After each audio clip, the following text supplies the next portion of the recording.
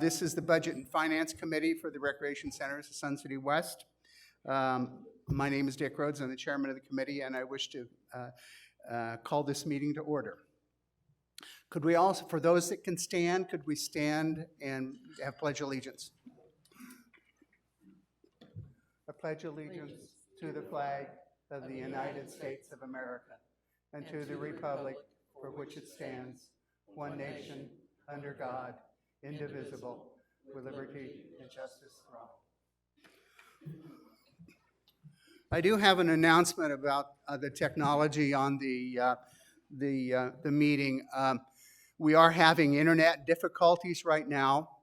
For those at home, you may have voice, and the video may come and go, but it will be available later in full.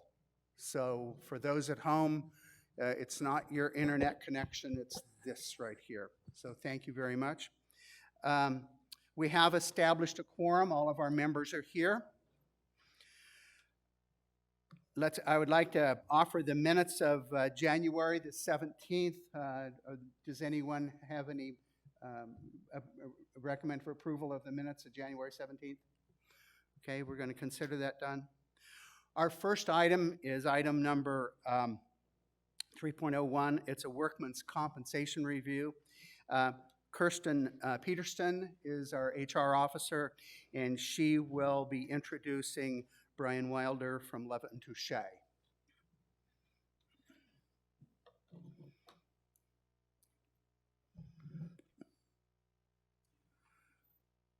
Good morning. So my name is Kirsten Peterson. As Dick said, I am the HR officer newly hired in Sun City West Rec Centers. I've been here since November, and we are going to present an overview of our workers' compensation plan today, to include the financial side and then the planning side that we're doing within the HR department. And I'm pleased to have Brian Wilder with Levitt & Touche.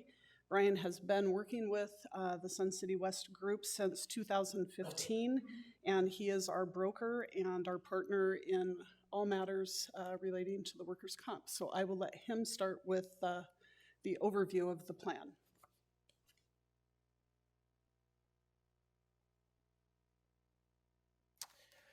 Good morning, and thank you for having me again. My name is Brian Wilder. I'm with Levitt & Touche, and I am going to touch on workers' compensation. I was asked to come in and kind of give a historical perspective of what we've seen since 2012.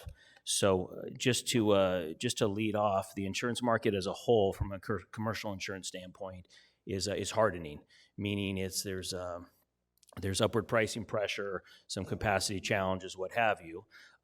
But primarily, I would say that's in the property, auto, and umbrella lines, and we're talking workers' compensation today. And the good news is over the last 7 to 8 years, it's been a bright spot. We've actually seen the rates, for the majority of the rates, going down, and that has been the case for your organization as well. This first slide that you have, I believe you all have it in front of you when it's presented on the board, is kind of a one-stop shop since 2012 of what we're seeing from the numbers. Of course, more goes into it than the numbers, but we'll start there. Looking at the top, I'll just give an explanation of the slide, then I'll kind of dive into really what that means and some of the takeaways. Policy term, pretty straightforward there. Copper Point, majority of the time, it's been a long-term partner with a slight jump for 2 years to CapTrust.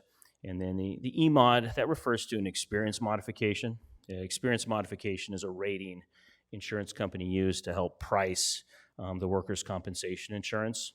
1.0 is an industry standard. I would say that's good if you're at a 1.0.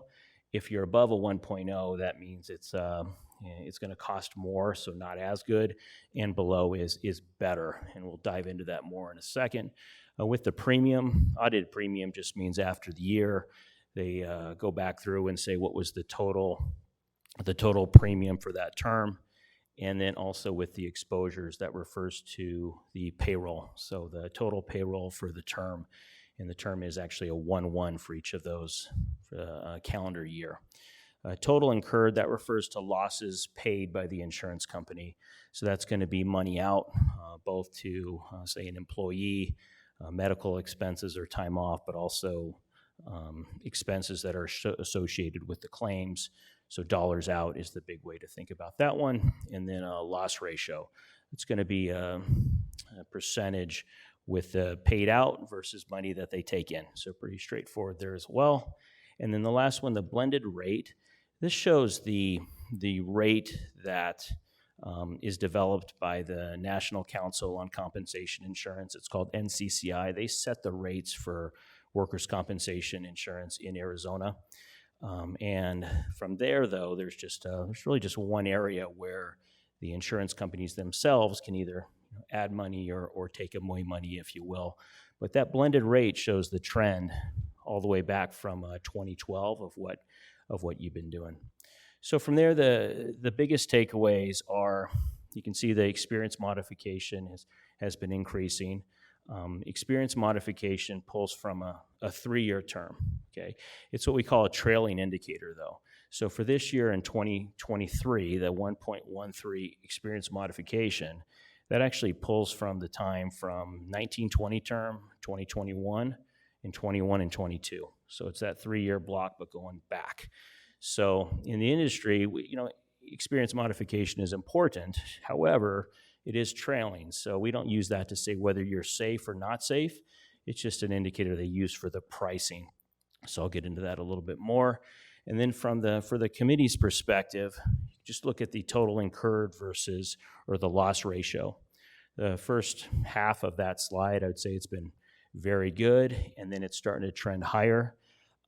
For perspective, about 60 to 65% loss ratio, we consider about a break even for the insurance company. So if you see a number below that 65, it's going well and it'd be profitable for the insurance company. If it's the other side, then they are losing money, I would say, especially when you start getting over the 100%. And that correlates, can be directly to how much premium that you're paying on that. The bottom of the slide you see this year, CopperPoint actually came in with some pretty aggressive pricing because, as you can see from the training information, that hasn't been a profitable account for them. And they came to us with that renewal number of $160,978. After several weeks and a battle, for lack of a better term, we were able to get them down to the $148,377. Any questions on that slide? I know I put a lot of numbers on there, and I spoke a lot there, but just want to throw it out if there's anything that someone wants to add. Go ahead, sir. John? Yeah. Good morning. Good morning. This might be something you're going to touch on. It's okay to defer my question, and at the risk of asking you something maybe is beyond the scope here. Our loss ratio, as you pointed out, took a big jump in between 2016 and 2017, and it's plateaued there more or less. Something fundamental must have changed. Do you have any insights into what's causing our ratio to go high and stay high? Maybe location of the claims, something we're doing that deserves our attention. Yeah, John, that's a great question. And the short answer is I and my team cannot point to one thing or a change that led to that. I will tell you, though, that we noticed that as well, and our team, along with CopperPoint, has been engaged on what can we do differently, because, of course, this is information we have, but we all want to be safer, better, and figure out ways to improve moving forward. Some of my later slides touch on where these claims are and what we're doing, but I don't have a great answer of, this changed, let's just fix this, but we can talk about ways to improve these numbers moving forward. Yeah, Brian, will you touch on how our trends compare to other similar organizations at all? Are we unusual with this trend? Or is it more of an overall trend? So with the experience modification, that 1.0, you have two class codes that your employees fall into. And the 1.0 would mean that's kind of the standard where you fall. However, talking with the insurance company, just given the community and some of the demographic and things like that, they said it is it's trending where they see similar organizations, to answer your question.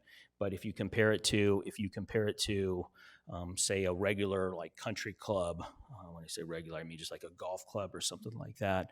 They use the 1.0. So I know I'm kind of jumping around there because I don't have a great answer for you there, but I would say it's trending high. But when it comes to like John's question of why is that, what can we do differently, there aren't anything that we can point out to say this is bad. When we get to the claims, I think it will make a little more sense. I meant specifically the happening. loss ratio, although, but I would imagine it's the same answer. The loss ratio, our jumps around, it's not necessarily an industry trend, it's our trend. Yes? Yeah, it's more your trend, because I would say across the entire industry, that 1.0 is where they would see that to fall, or that would fall. But I'll get to some of that. I think it'll. Could I ask you, and it's probably a very naive question, Oh, but when I look at the revised quote from CopperPoint from 148 as opposed to the 161, I presume that's only for the workman's comp program, That's correct. period. Is that a greater component of our overall healthcare, our healthcare package, because we have healthcare for employees and? I'm not exactly sure of the question. So there would be a separate, I think I'm confusing, I'm mixing this with. Yeah. healthcare. So I think that we've just resolved that. Okay, yeah, because this is only going to be work related. Exclusively, but this is what we would have been billed 160, but now we're going to be billed 148. That's correct. That's just us trying to go to, and we also went to market as well. There are 3 other carriers we went to, and CopperPoint was the best option. Okay. And with that though, they're committed to engage with Kirsten and the entire team here to try and find ways to get that down. I think 2 weeks ago we did a claims review. Our team has boots on the ground that can come out and walk sites and find ways to try and lower some of these losses. But as you'll see from the claims, when we dug in, it wasn't like, okay, you guys need to do this differently. A lot of it was bending down to pick stuff up and things along those lines that at times they are somewhat unavoidable. But it just takes to dive in and get into the weeds, if you will. Well, I guess just to amplify Mr. Hobalt's point, is when you look at 2016 relative to 2017, it went from 18 to 122%. And then we changed insurance companies at that point too. Yeah, and the change there was because it was cost driven. We went to market, and CapTrust came in with more aggressive pricing, and at that point, leadership decided it was worth doing the move to the different company. CapTrust overall, service-wise, though, was lacking compared to CopperPoint, according to your team at that time.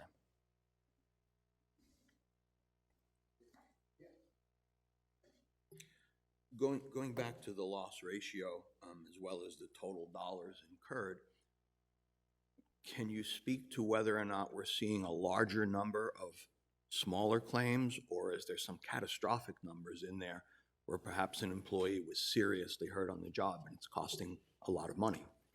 Yeah, so later in the slide here, we get into the breakout between, here, I'll just go right here. I think this is going to, thank you for the segue. We'll just jump right in to the next. This one just more shows the block of every time every carrier says, this is the expected losses we have.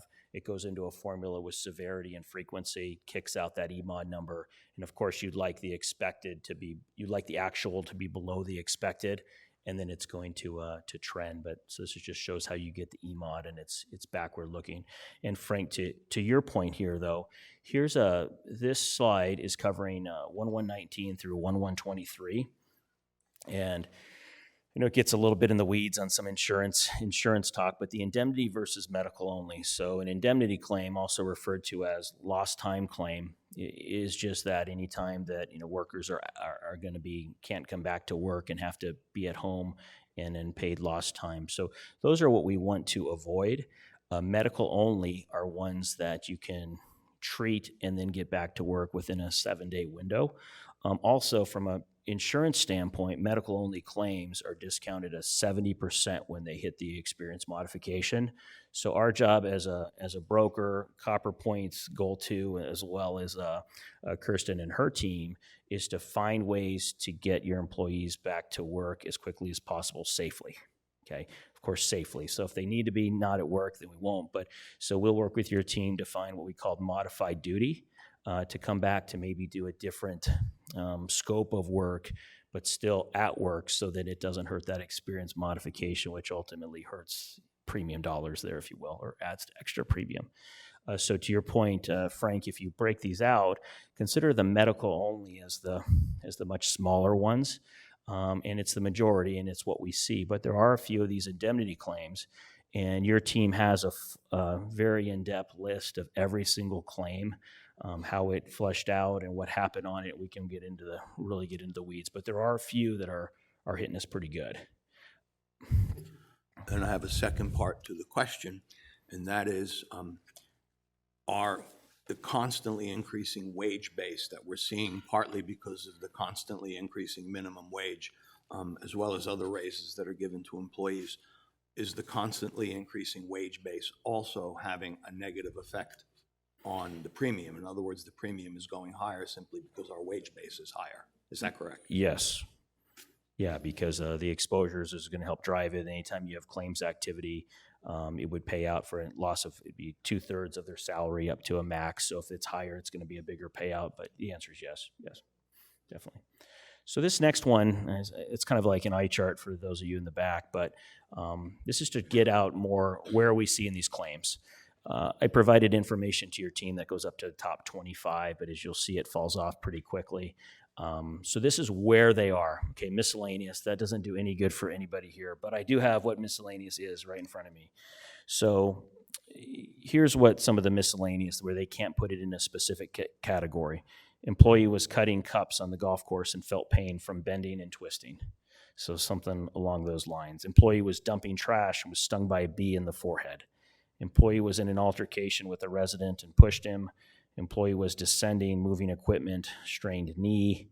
Employee was setting up audio equipment, powered up speaker, made a loud noise. He had ear ringing after that. Employee was checking irrigation clock in a small dog park, and a dog came back and came over and bit him in the leg. And then another one with planting some flowers and some knee injuries. So kind of across the board on some of those, what I would consider very random type events. On a few of those we could dig deeper and say maybe it does go to procedures that could be cleaned up, but a lot of those are just kind of in the random, if you ask me. But then after that, strain, injury from lifting, strain from miscellaneous and slip falls. That is the majority of what we see in the industry, like this organization. So the next one goes into where's the money at? And Frank, this is kind of to your question of can we go in a little bit deeper on this? And general in nature, but very similar from before. And my recommendation is to myself with Kirsten is just to dig into and our claims team. We have claim advocates that this is all they do. To get into the specific claims and say what's leading to the $323,000 there for that one. And then this is very much in line with what we see too, especially you're talking outdoor workers, whether it's landscaping or things along those lines. Lower back injuries almost always lead the way. They can be extremely expensive, and oftentimes in the medical community, it's hard to say, okay, where's the pain and all that type of stuff. So back almost always leads, followed by knee. So this is in line with what we see as well. And I think with that should be my last slide, I believe. Go ahead, sir. Kristen, do we know which of these numbers of claims by activity, how many of those? It seemed to me most of the claims are from Todd's groundskeepers. Do we know what percent of that total is? My guess is very high. My point is going to be that the shortage of staff in that area over the last few years has been so severe. You've got people working a lot of overtime. You've got working jobs they don't normally do, longer hours. There's a tendency when that happens to maybe be more susceptible to that kind of thing. if 80% of these claims are his people, then we ought to see a reduction, because I know, for example, Trail Ridge had 3 people 2 years ago, now they got 9. So if there's a better ability to specialize in a function, people get better at doing what they're doing so they don't slip and fall when they're putting a cup in the green. I think we'd be better off, but I think that kind of evaluation would be worth doing.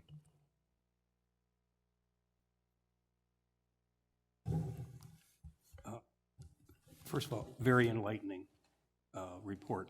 Thank you for putting this together. It's, I think, a great jumping off point. I guess my question is more internal.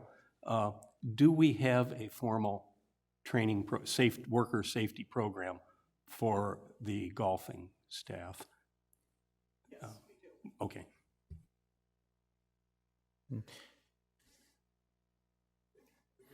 And I would add too, what are the biggest takeaways? I think it is getting into the weeds on where these claims are, and then getting a plan to tackle them, both with Copper Point, my team, and of course Kirsten and her team.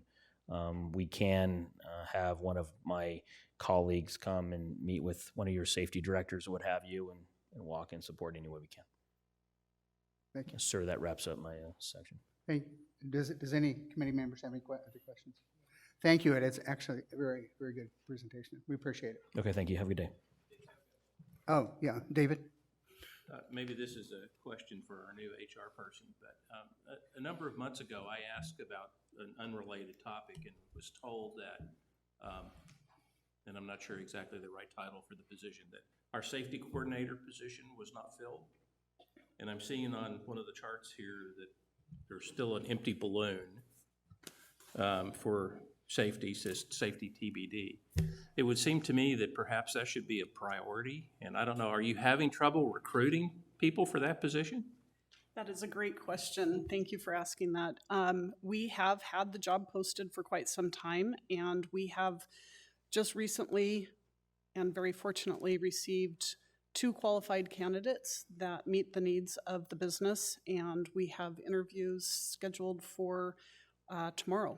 So our goal is to have that person in place by the end of the month. But to answer your question, it has been a struggle to find anyone that has wanted to work in this position. We haven't had applicants, or if we had applicants, they didn't have any safety training at all.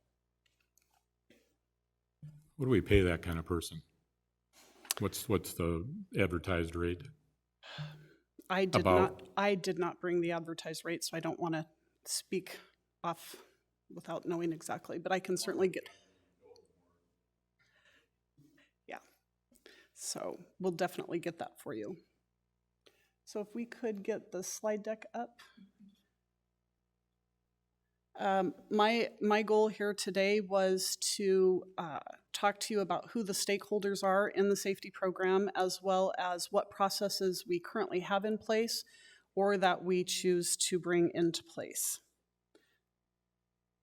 Let's see. Nope. Okay.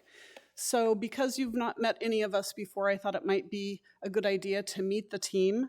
I have, as I said, just been hired in November. So I joined the HR team the first part of November, and we are again in the process of hiring the safety person. We have 2 other employees in our HR department. We have Raquel Martinez and Marie Quintanilla. And our other partner, of course, is our claims group with Copper Point, as well as working with Levitt and Touche and Brian through the process. So again, hopefully that safety position will be filled here in the very near future. Yes. So who does that safety person actually report to? The safety person will report to me. Does that make sense? It does make sense. I think that with the combined group, we're managing the claims as they come across. We're making sure that we are working through the claims process. We're working through getting people back to work. We're working with Copper Point and making sure that people are being cared for and kind of the start to finish. So I think in the next couple slides, I'll show you kind of our process as we work through that. It is not the reporting structure is to me, we are our stakeholders are many, and I think we'll show that in the next slide, just that there are more people with input than just HR. Okay, thank you. Yes, sir. Most of the golf club bylaws have a safety committee. Do we have a safety committee for Sun City West as a group of people that look over lots of different elements of it? We do. Okay. Correct. Yeah.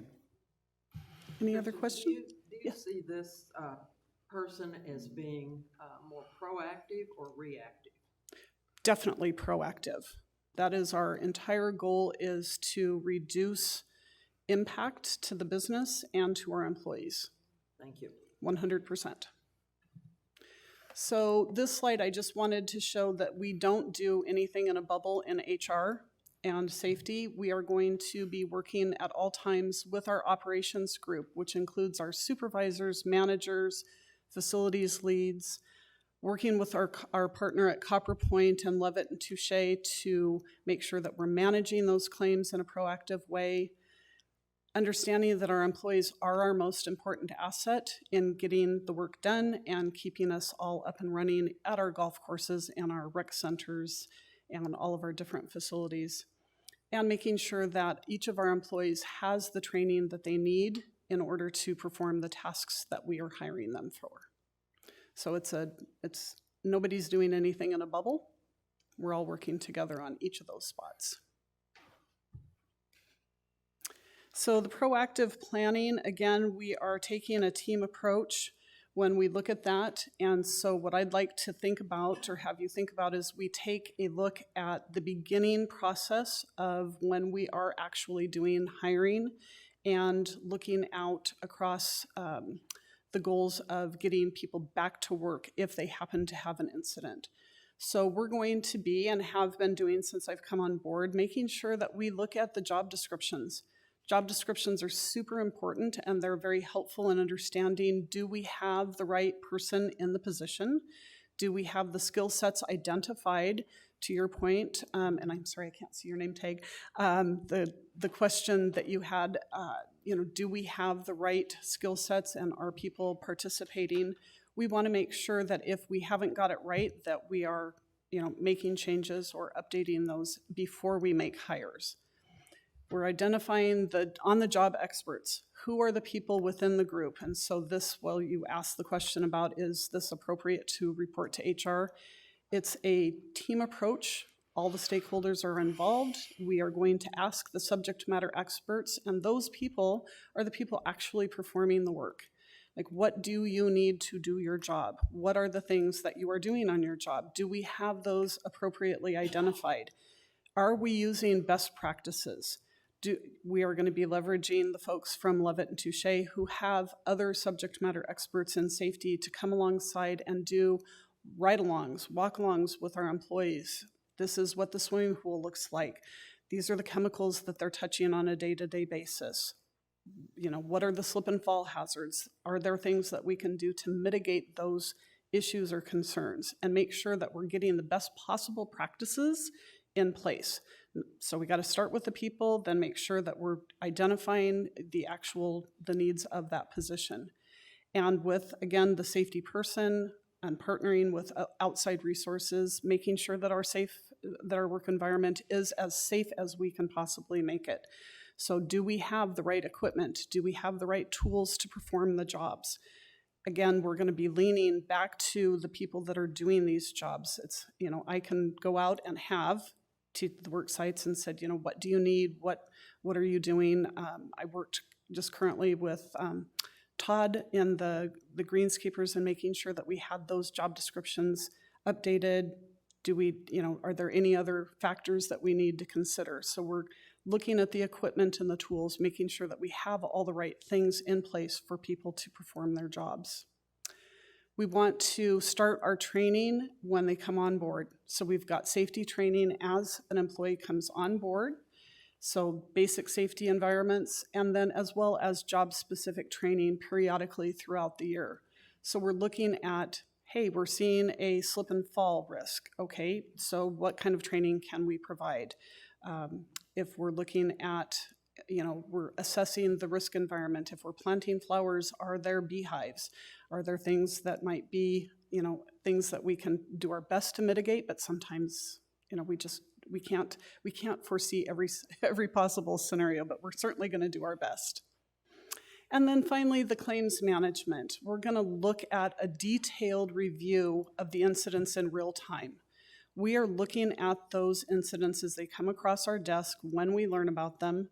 We are talking to the supervisors. Is there an issue? Was there something that the employee did or didn't know how to do? Hey, if there is, we're going to address it. We're going to make sure that there's follow-up training for the rest of the work group so that we're not making the same mistake again. And we're identifying and correcting any deficiencies that we see, having that conversation. Quarterly, I've already put into place a quarterly check-in with Copperpoint and Lovett and Touche. We did our first one, I think it was a couple weeks ago. So we're sitting down and literally going through every single claim, every piece and facet of that claim. What is driving the expense? What is perhaps precluding an employee from coming back to work? Looking at ways in which to get that person back to work. So we're looking at, the management and getting those folks back into the workspace. Did you have a question, Ann? Yes, Christine, have we been this diligent about our claims management in the past? I can't speak to that. What I can say is that we definitely have had people on board and that they were working through these. I can only speak to going forward and what my goal and vision is for the entire process. We certainly have safety committees. We certainly have very diligent people that are watching all of these processes, the chemicals, the golf course, scheduled events that they need to do to keep everything up and running. To that, yes, we have had people in place, and we're going to continue spearheading that in a big way. Kirsten, my sense is that we are leveraging what we have. At least I hope we're leveraging what we have. Correct. To Gary's point about the safety committees, I think that's critical, that they're engaged and that whoever the safety officer is, and I presume that person will chair the safety committee. That would be and correct. that we'll have representatives from throughout the organization. Correct. And that we have feedback back to the managers as to exactly what the status of a claim or the series of claims is. Correct. But I think you're getting to this, but what I'm really interested in is that we are proactive in not just reviewing position descriptions. I think that's important. But when we go out to the golf course, and and I'm going to pick on the golf course. I mean, Okay. that's going to be an easy example. I think we could do anywhere in our engineering division or anywhere in the entire organization. Lifting things. One of my worst injuries I ever had was lifting files, and I was out for 2 days. And it's just that the proper technique, that we have people that are proactively doing that. Because I Correct. think that's the crux. Correct. That we're proactive and that we're feeding the information back to the managers so they understand that as well. Absolutely. And so part of that, to your point, is making sure that when we have, before we have an incident, we're doing the appropriate training. We're making sure, not beating back to the job description, it's just the starting point, but making sure that the expectation is set. If there is a lifting limit, hey, you can lift up to 50 pounds by yourself, but if anything it's over 50 pounds, you need to partner with someone else in your work group to help you lift that. So again, setting those expectations and the follow up and making sure that if we happen to note that there is a lifting incident, when was the last time that we did lifting training? Proper body placement, making sure if we're lifting floor to knee to overhead. We have a lot of folks that do a lot of overhead work. Our landscape group definitely is, doing things. Are we cutting branches and making sure we're stepping out of the way? Are we, all of those things are definitely going to be something that we are looking at. Do you have anything else for us? I had one more Okay, slide. good. Did you have a question, John? Yes, thank you. A quick comment and then a question. Okay. And first of all, thank you for coming in before the committee and doing this in a short period of time. It sounds like you've really kind of grasped onto the reins, and you're doing a great service for the community. I can tell that. My work experience came from operations to a large degree, and what that experience says is that almost all accidents on the job are the result of an employee not following prescribed procedures. The procedures are there. People, out of expediency, take a shortcut. Something happens. Now, the link to that is my question is safety, worker safety, a key metric in job performance reviews in Sun City West? I don't know that it has been a key metric. It is certainly one metric that we are going to be following very closely. That was the right answer. Thank you. Very good question. And to that point, again, if there is an incident, injury, illness, we are certainly following up with the employee to provide corrective, responses. Understand that this is how you lifted. We need you to understand that going forward, you need to do something different. And here is some training, and here is some bullet points that we can talk about, and making sure that the safety team and the managers are aware, and that, again, this is not just happening in HR safety world. This is being pushed out to the greater group. And the last slide I had for you is just supporting our employees. At the end of the day, the employees are what keeps our beautiful facilities the way that they are. And so we need to make sure that when there is an incident or an accident, that we are providing the appropriate treatment and support.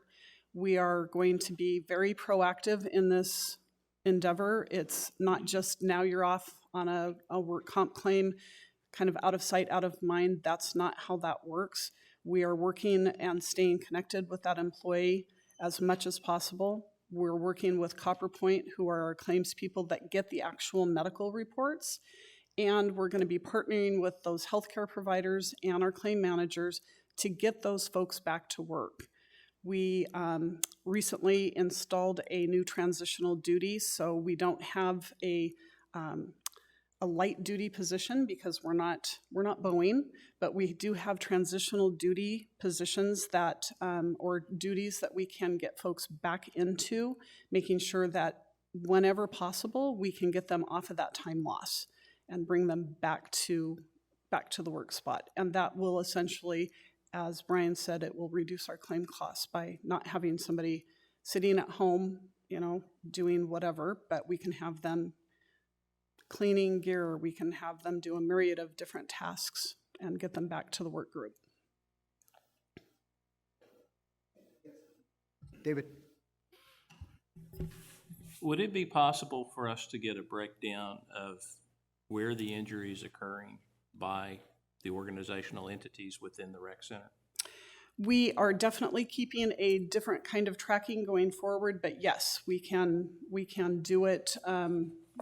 My goal is to have it parsed out so that we can see if it was on, Pebblebrook and it was on the tee, or if it was in the swimming pool. Yeah, that's not what I mean. If you look at our organization chart, we have X number of departments, whatever you want to call them.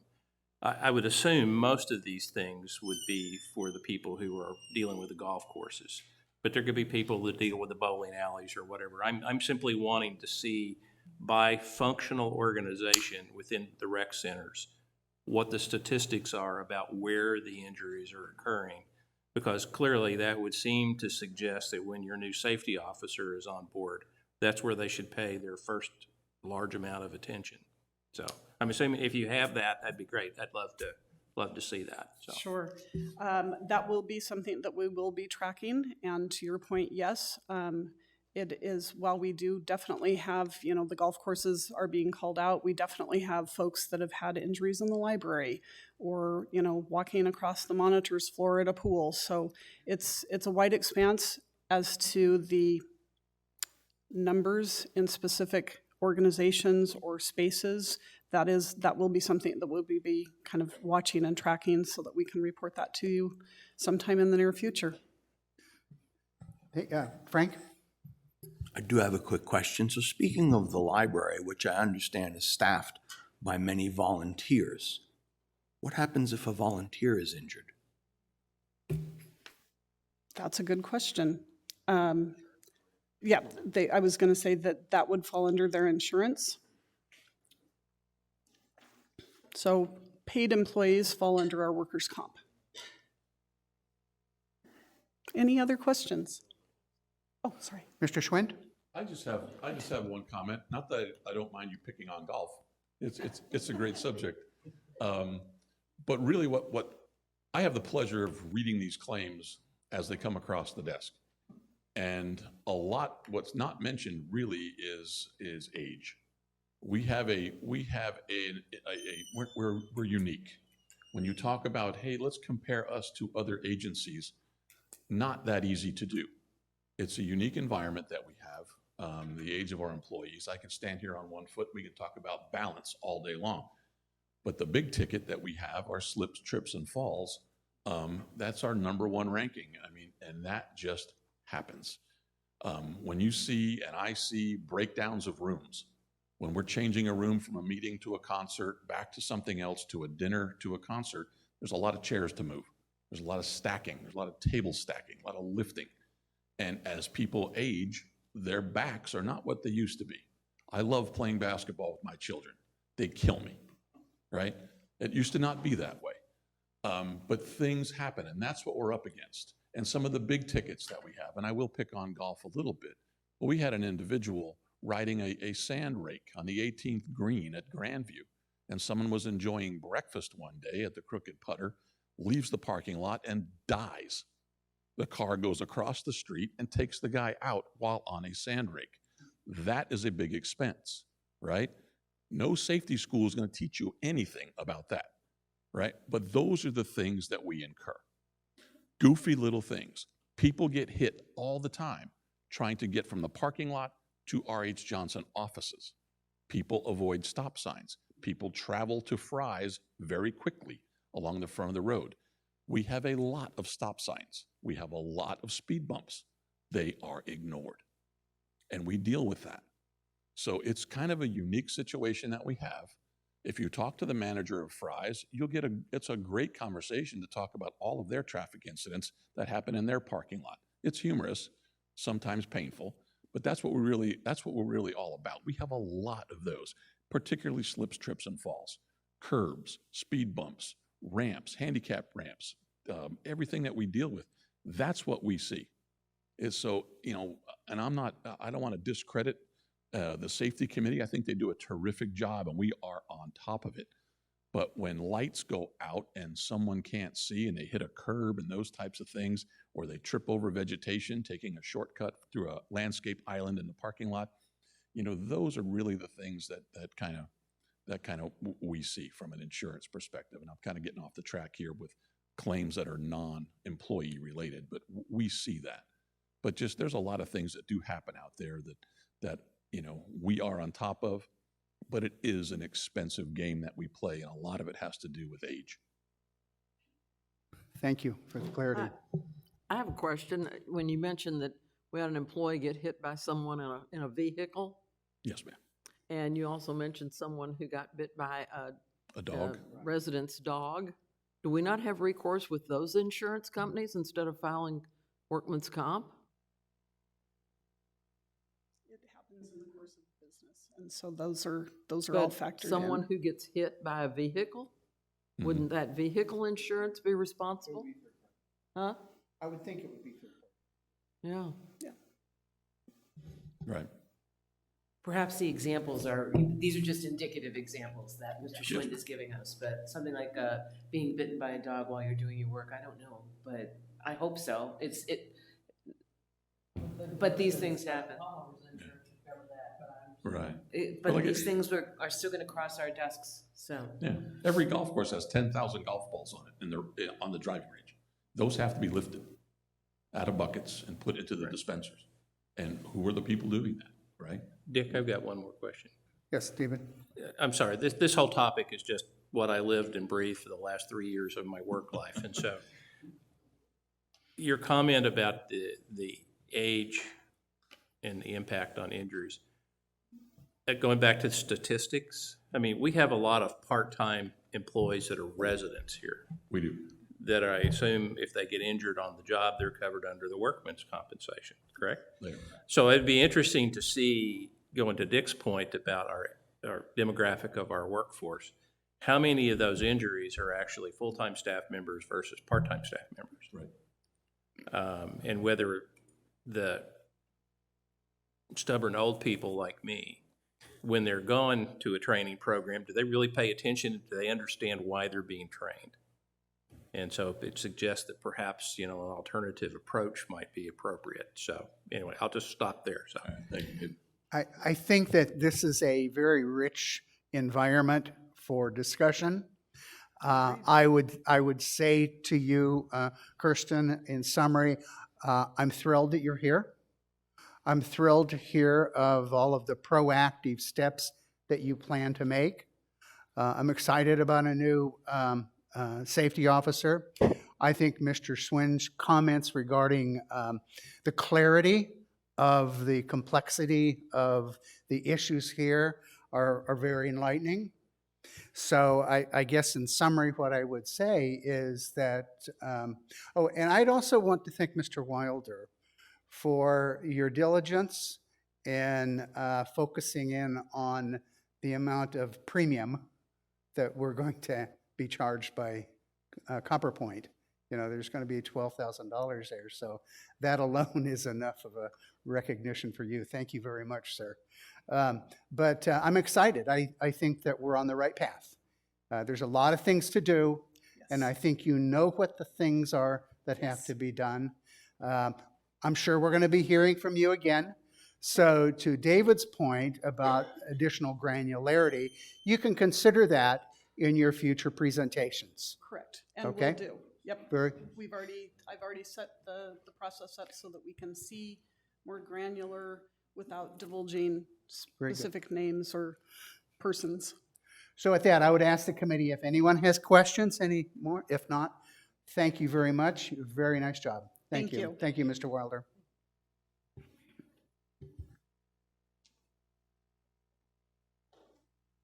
We'll take questions after the meeting. I'd like to introduce Mr. Nathan Erickson and Ms. Carol Romney. They are from Capital Trust, and they're here to give us a briefing on our investments. So at that, I wish. Thank you, Mr. Rhodes. Thank you for having us. I'll cover a few slides just to recap the market environment. We think that's beneficial to set the stage for performance discussion. Carol will cover portfolio performance, and then we'd be happy to take any questions you have. So I think I have control here. Just a recap of the fourth quarter and the year as a whole. The shaded bars represent the fourth quarter. Most relevant to this portfolio would be the middle 5 bars. Equity markets had a very strong fourth quarter. Bonds as well, up just under 2%, but not enough to overcome what was a very challenging year, 2022, for really markets as a whole.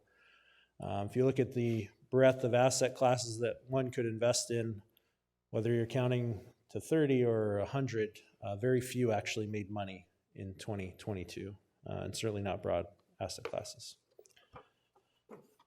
Putting the stock market in perspective, and again, this is only 10% of the portfolio, but this chart looks very busy. Each line represents a calendar year going back to 1926.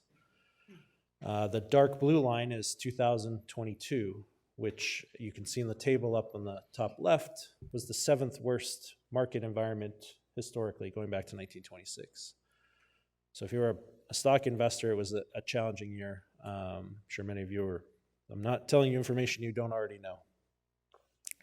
To us, the bigger outlier is the bond market on page 5.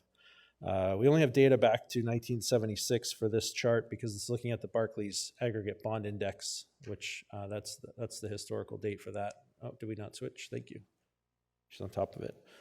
And you can see that most years, those lines are above 0. When they're below 0, they're only down a couple of %. But last year was a massive outlier. If you're into statistics, it was a very low probability event, in the first percentile of probabilities, kind of like a 1 in 100 type year.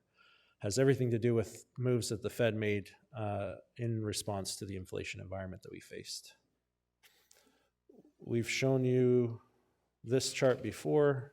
On the next page, the odds of both stock and bond markets being down at the same time is very rare. So that's a lot of market headwinds to fight against for any investor. And again, very few investments made money, even if you go outside of traditional markets. I feel like these are doubled. Just a quick touch on the economy as we look ahead. We do think there will be continued volatility in 2023. The Federal Reserve raised interest rates again last week, 0.25%. The expectation is they will raise rates again in May. I will say there's a lot of time between now and May, a lot of data to be digested. So that being said, the Fed is very focused on controlling inflation. And they will do whatever it takes to make sure that inflation is under control. Changing interest rates has an effect on the broader economy, whether you want to talk about government debt, corporate debt, all those yields are now, if you're issuing new debt at a higher level, that can be a headwind broadly. And certainly the housing market has slowed down quite a bit. On the plus side, we now have higher returns in markets. So the fact that bond markets are now paying 4 and 5% is appealing and beneficial for investors going forward. The labor market continues to be very resilient. If any of you saw data that came out last week, it was far better than anticipated. So the broad economy seems to still be doing well. And the pandemic is becoming history, hopefully. Just quickly on this chart, on the left-hand side from an inflation standpoint, I'll just note it took a while to get to a level of 9%. It's going to take some time to get back down to normalized levels. You don't see December on there, but the December number was 6.5%. So we are trending in the right direction. And the expectation is that as we get close to the end of the year, we'll see more normalized inflation levels. Page 9, this is speaking to both stock and bond markets, but historically, when you've seen a peak in the inflation rate, returns over the next 12 months tend to be pretty good. So that's the table on the right-hand side. You can see peak inflation, a number of data points. On average, 20% returns in the stock market, 7% returns in the bond market. Not trying to predict anything, but the odds are in our favor that we'll see better markets ahead than we've seen so far.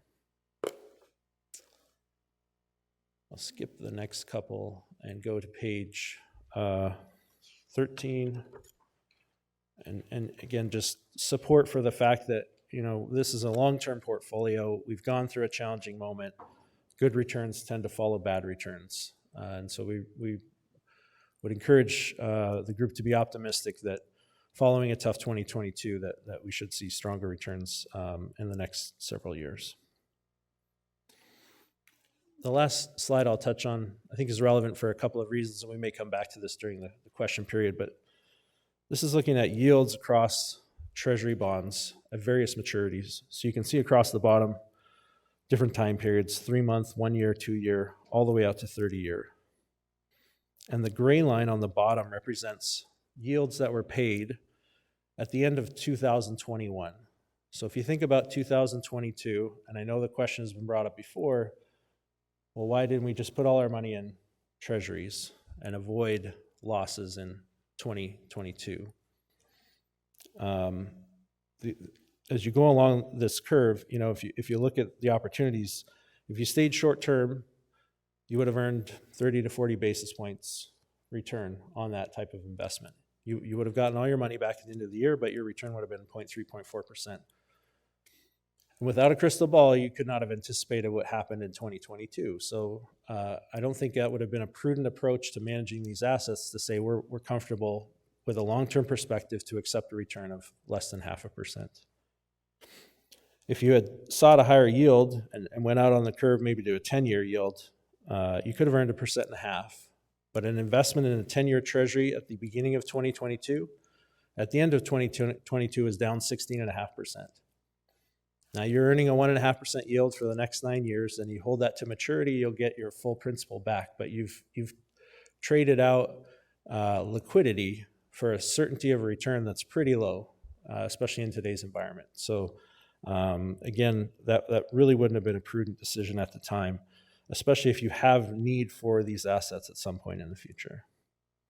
And I mentioned before, the investment environment has changed dramatically over the past 12 months. That blue line represents where we are today. Yields, both in short and long term, are much higher, but more appealing on the short part of the yield curve. And so as we've managed the portfolio, some additional capital was invested. We've stayed closer to that short end because you're really not getting paid for investing on the longer end of the curve. But Carol will talk about where we're at today in terms of yield and returns that we've seen so far.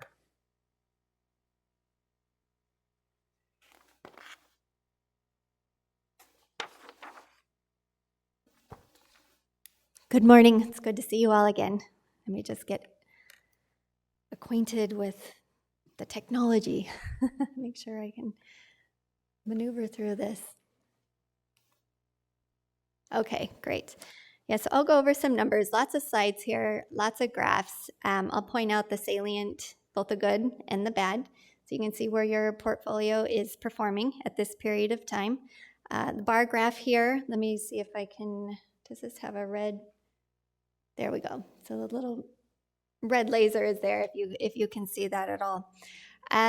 Year to date, 2022, as Nathan pointed out, unprecedented bond year, and stocks didn't fare so well either over the course of 2022.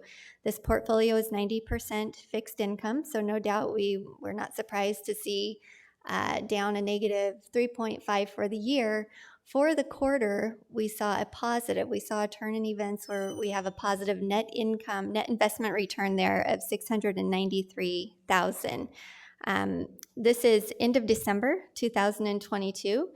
And looking at the numbers now, just year to date, we're up over $900,000 in this portfolio. So getting over the short-term pain of the restrictive monetary policy, just steep interest rate rise, bond prices go down, but it's painful to see those bond prices go down in your portfolio, especially when you have 90% fixed income. But what you start to see is higher yields on the portfolio, and we're starting to see those cash flows. Next slide here, a lot of green, just reiterating 90% fixed income, 10% is equities. And I'll just point out on here, just so you know that you are compliant within the IPS, the breakdowns here, target allocations, actual allocation, and the variance is very minimal there. Next slide here is going to break out some of the individual assets within the portfolio. And you have a 20% cap in your IPS, and we are compliant within that right now. Nothing is over the 20% allocation. One thing to note here is just in addition, we had contributions come in last quarter, rebalanced the portfolio, and added some I-bonds with a target date of 2023, 2024. These will self-liquidate within the portfolio.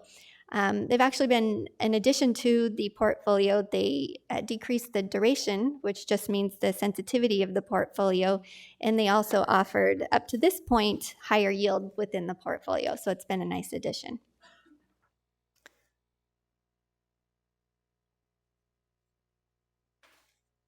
More bar graph here. Let me point out, since inception, we have our portfolio and our benchmark. Inception, we're down, 9.5%, And the benchmark was down more than that. So we are beating the benchmark since inception, as well as year to date 2022, portfolio down 11.5%, whereas the benchmark 13, just over 13%. So we're beating there. And then, of course, as I mentioned last quarter, we're starting to see positive signs where we are positive at that point. Calendar returns, we've only been managing this portfolio for one calendar year, 2022, which is not a market cycle. So the portfolio is built to preserve and offer an adequate yield over a market cycle, which a minimum we would expect to be 3 to 5 years. Yes, sir. Mm-hmm. What is the total portfolio benchmark? What benchmark are you using? I can show you. We have a slide that breaks that out. Thank you. Yep, that's coming up. Remind me if I don't show you, but there is a slide here. This just breaks down each of those yields. If you want to dive down to the drivers, what drove those returns on the previous slide. We don't hold much in cash. Your main food groups are cash, your fixed income, and equity. We'd like to put your money to work for you, so there's not a lot in cash. The biggest driver of the portfolio is going to be your fixed income returns. And just reiterating on the previous slide, since inception as well as year to date, and then you can see the drivers of all of the individual securities there. And if you have any questions, I won't go over each one of those, but if you have questions, we certainly are here to answer those. So we have our fixed income. The fixed income did beat 2022 90%, so I know it was a painful year to see that in the portfolio. Did beat the aggregate bond index for fixed income, and I have a summary slide as well that aggregates all of the benchmarks that we're using. Next slide, we'll just run through the equity. So U.S. equity returns, and then another slide coming up with the international returns. Again, since inception, excuse me, and year to date, down. Hard to see those numbers down for the year, as Nathan alluded to. Those were 2022 was unprecedented, and yes, we do hope if trends continue that we see some positive. The way this portfolio is built, we should see some positive tailwinds when markets recover in both stocks and bonds.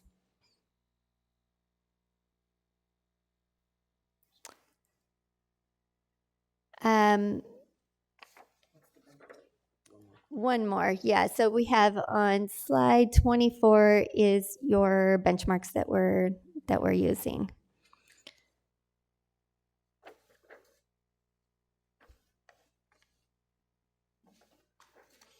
And probably the biggest driver would be where the benchmark is the ag, which has a longer duration for fixed income, and our portfolio is, let me go one more slide here. We're tilted to, let's see, our duration currently is 4.85. Last time we were here, it was 5.41. With your contributions to the portfolio and the addition of the I bonds, we did go down, as I had mentioned, shorter duration, less sensitivity to interest rates. But the yield from the last time we were here was 3.88, and we are a little bit higher on yield right now. So you can see your fixed income is working for you as we're starting to see higher returns, higher yield on the portfolio. This also breaks down all of the securities. If you get lost in all the securities and what are we invested in, this will just give you sector weighting so you can see how much of all of the securities, what portion of it is invested into government or corporate asset-backed. These are all investment grade assets within the portfolio. And I'll turn it over to Nathan to wrap up and for Q&A.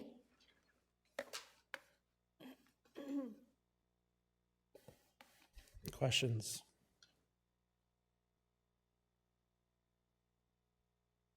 Do we have any questions from the committee?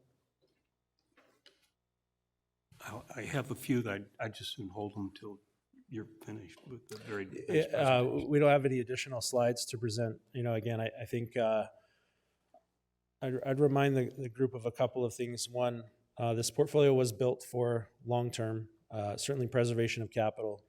I believe some liquidity as well. We are operating within the constraints of the investment policy statement. I think we have a depth of resources at CapTrust to help us to develop this portfolio. And while 2022 was a very challenging year, we like to look at the relative returns. I know it's hard when you lose money, but an outperformance on a relative basis of over 100 basis points is we're pleased with that. So we think patience is necessary as you go through tough moments, and over the long term, we think you'll be pleased with the outcome. Page 19, or excuse me, page 18 to me is very painful to see. Mm-hmm. But I think the bottom line is it could have been worse. Yeah. Because if we look at the benchmarks, with rare exception, we have exceeded performance of the benchmark. Yeah. Mm-hmm. Mm-hmm. So it hurts, but it could have hurt worse. Right. Yeah. Mr. John, Chairman, yes. First, a little preamble. And I'm speaking just for me, not for anybody else on this committee. I've got a couple opinions, and my opinions are very favorable. Okay. I think most of their presentation provides statistics on how well CapTrust has done on our behalf, managing our money. And my read is it's quite good. I'm very happy.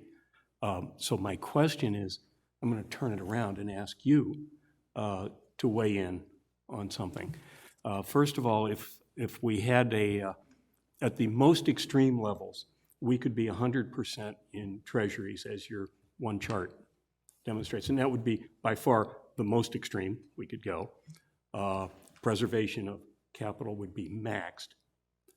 And since we're managing other folks' money, I think that's very important. Mm-hmm. The other extreme would be at whatever governmental agencies or organizations like ours choose to put in more aggressive funds, equities, and things like that.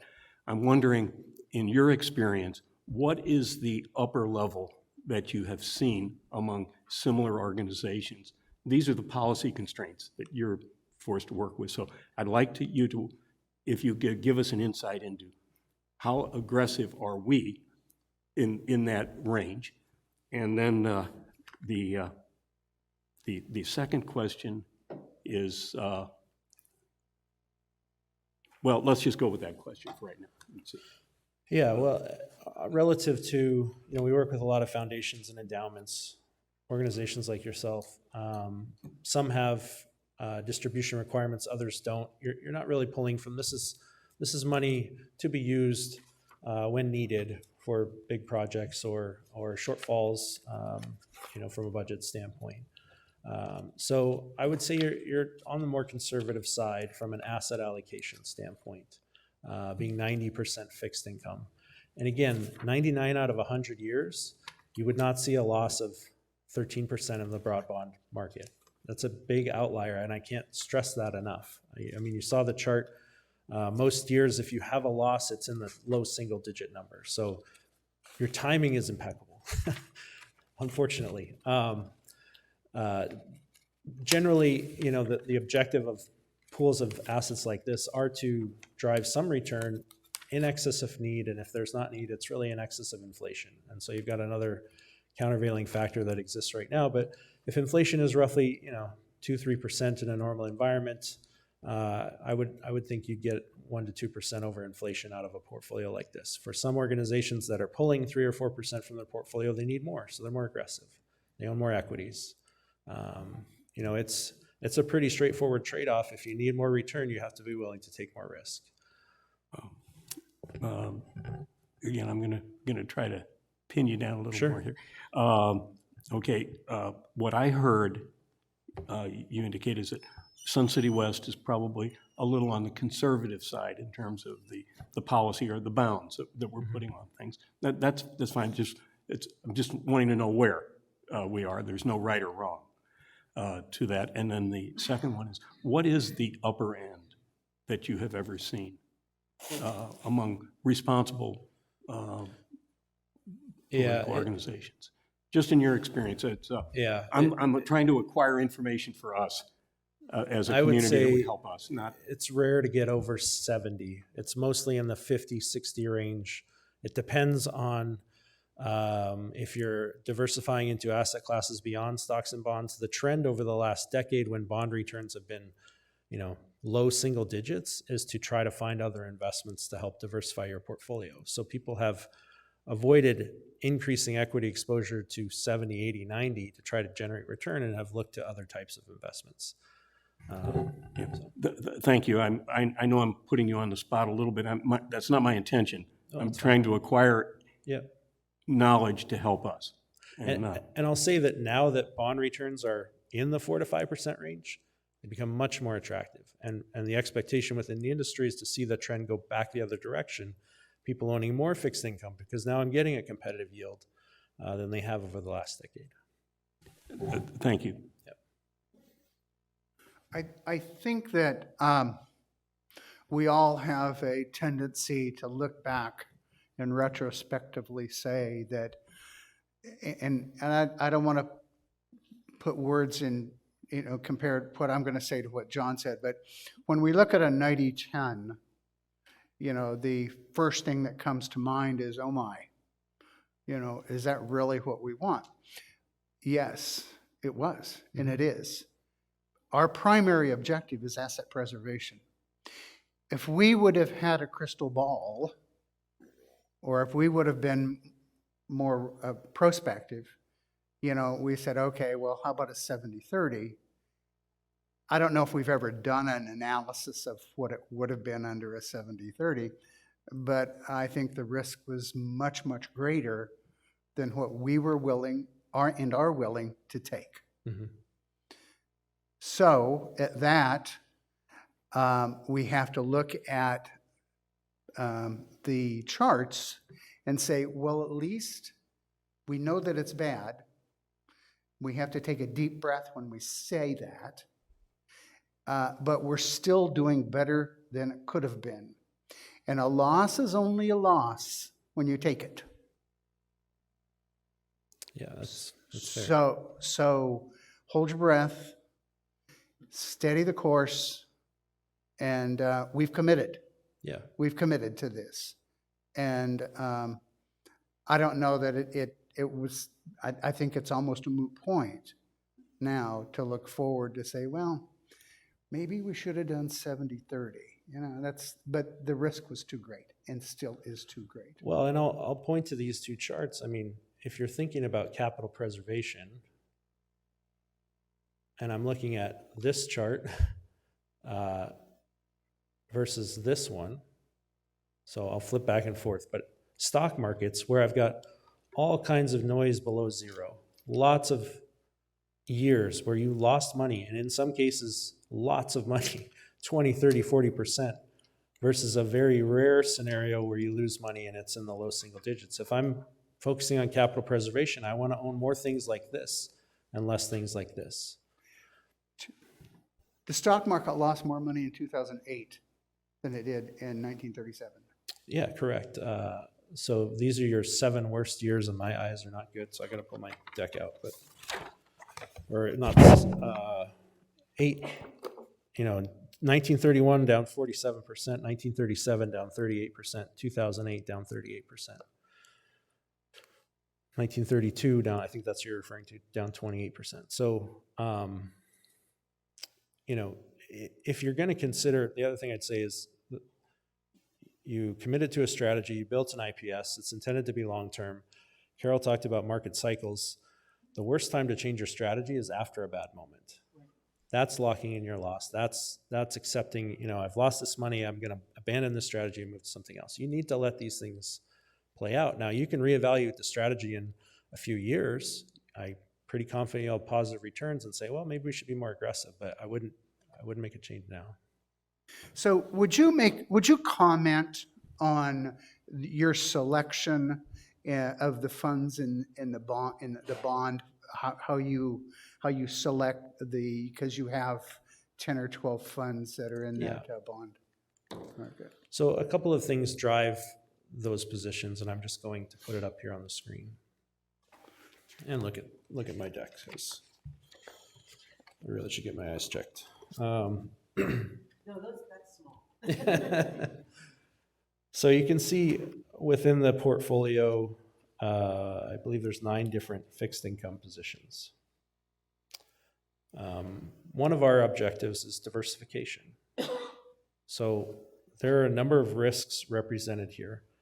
You can have interest rate risk. Carol referred to that as relates to duration. So if you have long duration and interest rates move, you get a lot of volatility in your portfolio. You'll see things like a 1 to 5 year, or the targeted December 23, December 24. Those are on the shorter end. But we also have the US bond index that's on the longer end. We also own different types of securities. So for example, the US bond index will represent the broad aggregate bond market. But then we also have the iShares MBS, that's specifically mortgage-backed securities. So that's an area that our investment team has identified as more attractive from a yield risk return standpoint. So we have a little bit of overweight. To be fair, there's mortgage-backed securities in Fidelity US Bond and the Schwab US Aggregate Bond. We're just adding a little bit more. We also have corporate bond exposure. So now we're adding some credit risk. But if you take credit risk, you can usually get a higher yield. So we're trying to enhance overall yield by owning corporate bonds as well in the portfolio. And the net of all of that is this page here that I think it's page 25, where you can see the mix of sectors down at the bottom half here. So roughly, just under a third in government, a little over a third in corporate bonds, and then a mix of other positions. Agency mortgage-backed securities, those would be like residential mortgage backs, backed by the US government. That's why they're called agency. So the reason we own a number of positions is to get broader diversification, as well as, you can buy treasuries directly. It's not as simple as it sounds. You have to open a Treasury Direct account. We can do it through our broker. There's unseen slippage and trading costs when you're buying off the market like that. With ETFs, you have very low fees, you have lots of liquidity, and much broader diversification than you can ever build on your own. Yes? You mentioned in part of your after comments that we should stay the course. Dick had mentioned never make a change after a disaster, and we all agree with that. I think you said 3 or 4 years. Is that your view of the length of time it would take for enough different circumstances to have happened to have caused us to change our strategy? Or would there be some kind of change in market activity that would cause us to want to do that sooner? I know I'm asking you to project, but how long do you have to go this route before you kind of justify your decisions? Well, normally when you look at risk tolerance, and I think the current IPS was developed after the COVID drawdown. You had 2020, I think you were in a 60-40, and that was a really challenging experience. And so that tested things, and the expectation was, well, let's preserve capital, let's be very safe. I don't expect another bond market experience like that, hopefully in our lifetimes. I think what you're going to find is what will drive a change will be a change in your circumstances, not necessarily the market. And those circumstances may be the organization or the committee's focuses, whether it's, costs are increasing, we need to draw from this portfolio, therefore we need to grow it at a higher rate, and we're willing to accept more risk for that and trade off some capital preservation in the short term to earn a higher return. Market environment, I will say, without predicting anything, we're in the midst of transition, and it's probably another year or two to get to the other side of that. Nobody knows yet if we're going to see a recession. Nobody knows yet when the Fed's going to stop raising rates. I think you got to give that 6 to 18 months to get more clarity. One of the factors I think is that this committee and the governing board will have to deal with is our capital needs are not getting any less. Mm-hmm. And this year is significant. The next 1 or 2 could be just as significant. And if we don't have the funds available to meet the absolute necessary capital improvements, something's going to need to change. And this may be one place. That's Mhm. Thank you, Dick. Looking at this same slide, our third largest sector investment is in mortgage-backed securities. Yesterday, I read a report that automobile loans have reached their highest level of delinquencies ever. And knowing that this could easily be followed by delinquencies in home loans, do you think that a 16% weighting in that sector is acceptable? We do from the standpoint that those are agency mortgage-backed securities. So from a security standpoint, as safe as a treasury bond, backed by the full faith and credit of the U.S. government. These are Fannie Mae, Freddie Mac mortgage-backed securities. There's other sectors, non-agency mortgage-backed securities, that you really don't see any exposure to in the portfolio. Fair enough. Do we have other questions? I do. Oh, David? So can we go back to slide number 4?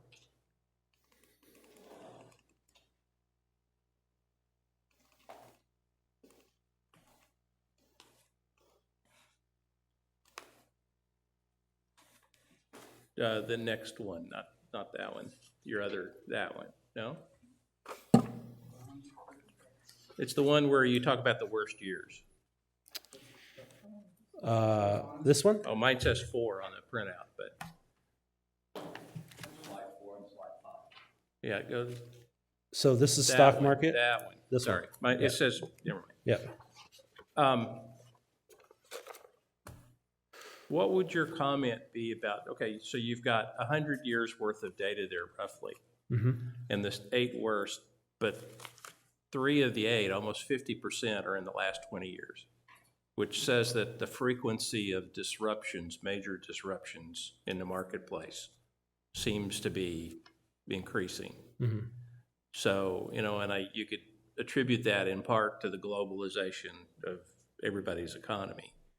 And things are not as isolated as they used to be in terms of the impact. So, I mean, obviously you can't predict what happens, but it seems to me that we've entered a period where we should anticipate more instability rather than assume stability.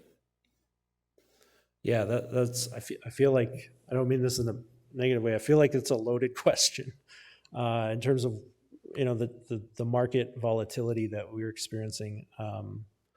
There's a lot that could be impacting the frequency. You talk about, went through the dot-com bust, you had financial fraud, you went through the financial crisis, you had leverage in the banking sector, you go through a global pandemic, all within the course of roughly 25 years.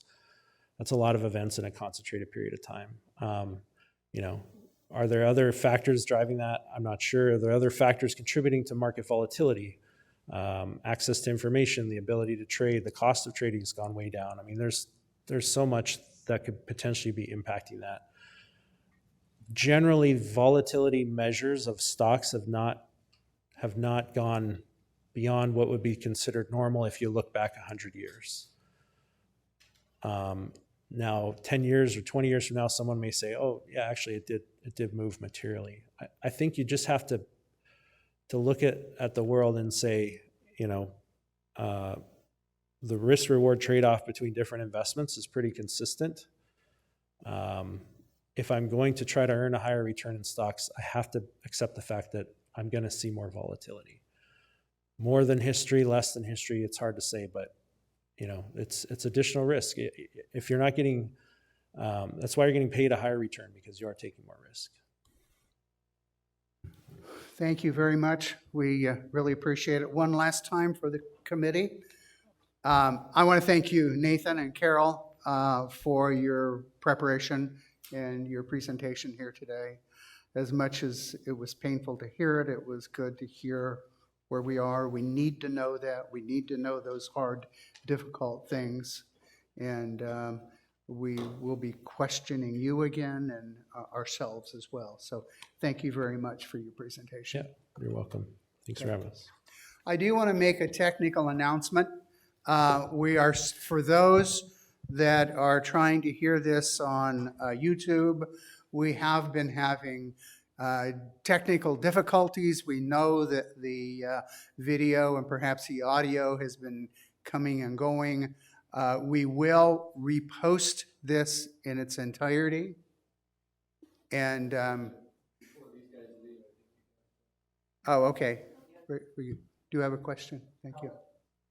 A comment, please, come in.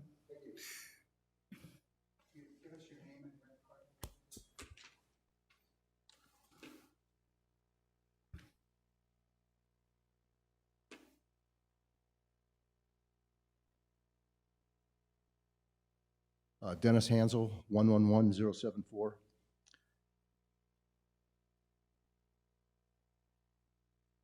Nathan, I appreciate you coming. Mhm. And I was glad to see our policy FI12 in your materials. It wasn't there in October. Okay. The preservation of capital is the foremost objective of our investment portfolio.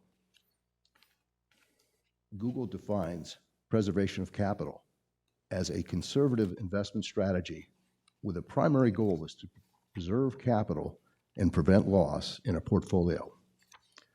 Capital preservation strategies necessitate investing in the safest short-term investments, such as treasury bills and short-term deposits, unquote. We did not, and we do not, have a choice on our investments per our own policy.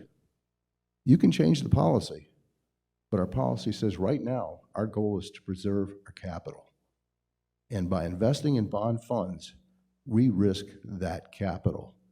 And we found out what can happen when you invest in a bond fund where the interest rates are at 1%. At that time, we certainly had a risk of interest rates going up, and we saw what happened when interest rates do go up. And we are reaping the results of that. I would also like to mention, on page 23 of your presentation, you reflect where we stand now with our investments.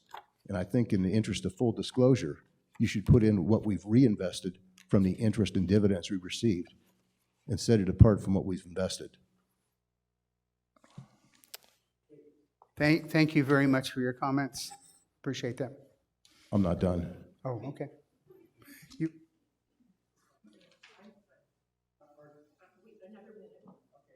still have 1 more minute? Oh, can I reserve time for later this meeting?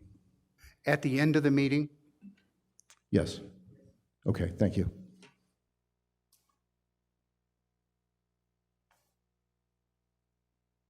Okay, thank you again. We appreciate that. We have one more item on the agenda. It's a review of policy, finance policy and investment of funds, FI12. Very opportune topic right now. We have literally, I want to make some opening comments about this. We have literally dissected every word and every phrase in this policy. This is on its 4th or 5th version now, and I want to thank John Hobalt for leading that charge. But there are, John, do you want to lead this, or do you want me to take it? You're doing a great job. Thank you, thank you. I don't want to steal your thunder. So, we basically have two. We basically have two issues. One of which is in the first paragraph, the association's board of directors. We're not a board of directors. We are the governing board. So that it was that we propose to change that. The second is paragraph 4.2. The proposal is that we will add a professional investment advisory firm shall report portfolio performance quarterly to the CFO and to the budget committee. Let me make a comment on this so everybody understands what this means, is that we compared this to the bylaws, Article 5 of the bylaws. And the reporting requirements right now are that the CFO, and we can go down to, 4.3.2.1,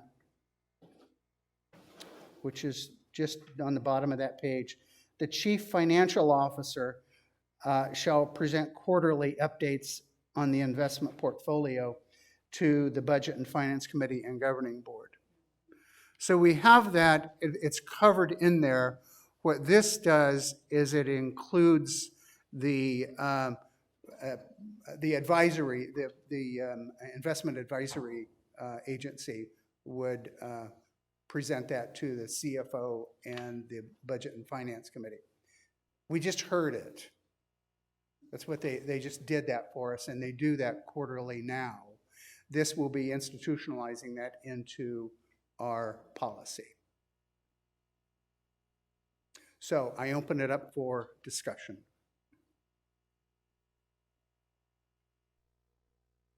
Comment? So do we have let's take it one at a time, agreement on item number one, on 1.0, Board of Directors change to the Governing Board? And do we have agreement on the adding the professional investment advisory firm shall report portfolio performance to the CFO and the Budget and Finance Committee? We agree to that? Agree. Okay. Shall we have vote to forward this to the Governing Board? Consensus to forward this to the Governing Board? Okay, for the record, it'd be unanimous. Okay. Thank you.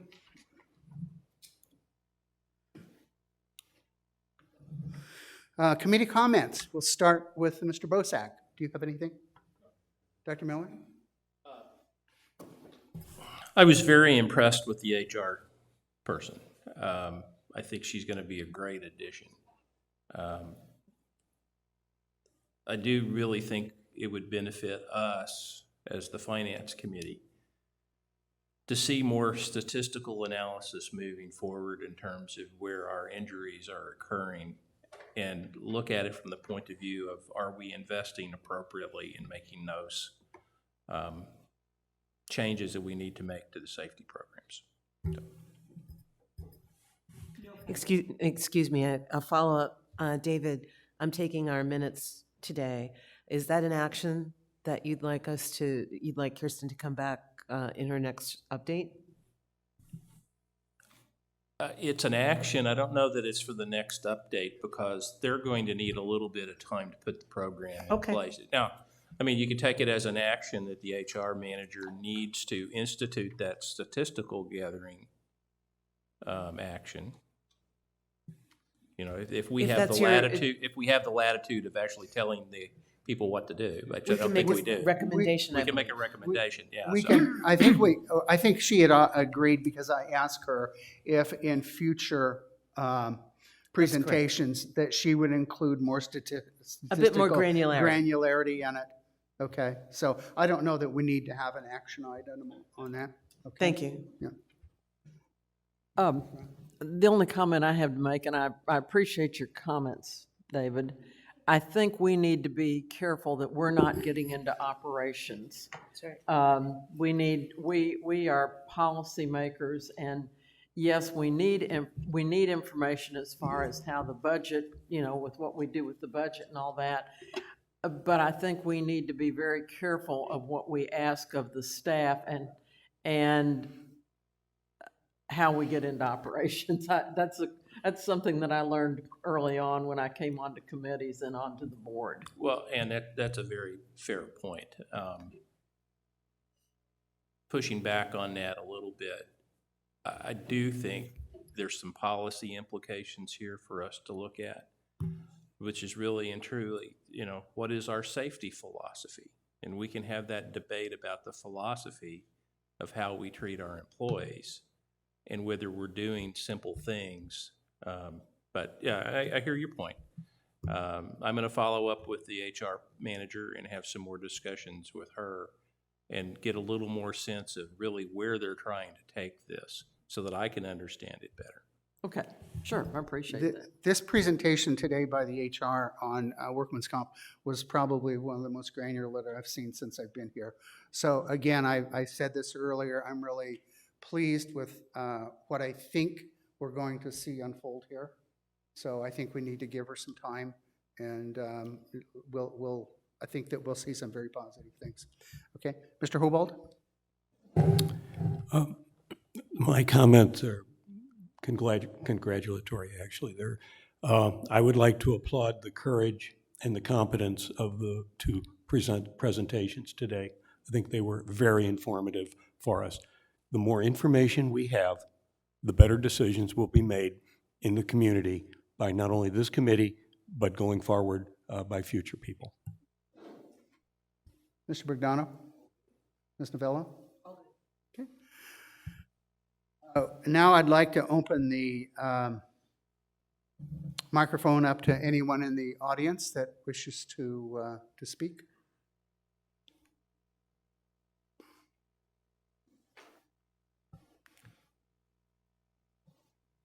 We know your name, but you need to give it for a matter of record. Certainly. Dennis Okay. Hansel, 111074. And I'd like to preface my comment by saying I truly hope interest rates come down. Concerning policy FI 12, if you want to allow for investments that risk capital, you have to change the policy. Simply stated. Preservation of capital means what it says. There was one very significant statement made by one of the members here, and it said, what about if we need money? And the way our investments are structured now, we are certainly at risk of losing if we are forced to sell. And I would like the committee to revisit the policy on reinvesting the interest and the dividends that are received from these investments. Because I think having money will not necessitate selling investments because we have to, not because we want to. And that's the problem we're in, because this is our investment strategy right now. We're truly hoping interest rates go down, and we should never be in that situation.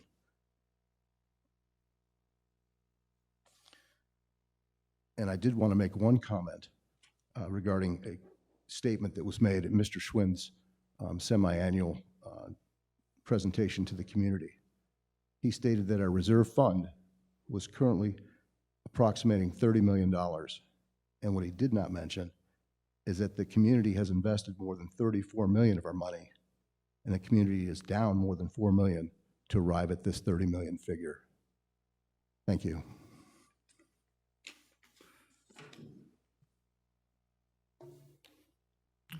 Any other speakers? Thank you very much.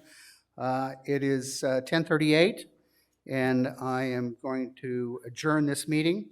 Our next committee, Budget and Finance Committee meeting is February the 21st at 9 a.m. in this room.